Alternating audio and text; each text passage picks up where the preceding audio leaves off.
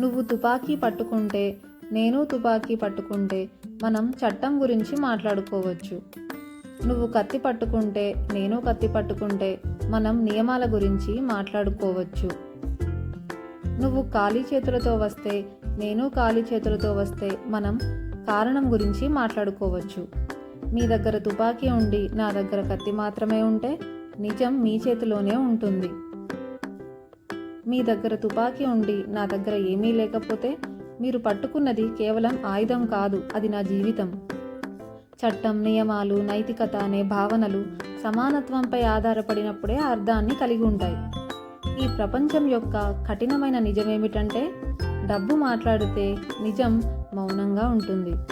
అధికారం మాట్లాడినప్పుడు డబ్బు కూడా 3 అడుగులు వెనక్కి వేస్తుంది. నియమాలను సృష్టించేవారే తరచుగా వాటిని మొదట విచ్ఛిన్నం చేస్తారు. నియమాలు బలహీనులకు గొలుసులు, అవే నియమాలు బలవంతులకు పరికరం. ఈ ప్రపంచంలో బలవంతులు ఏదైనా మంచి వనరుల కోసం తీవ్రంగా పోటీ పడుతూ ఉంటారు. బలహీనులు మాత్రమే వాటా కోసం వేచి చూస్తూ కూర్చుంటారు.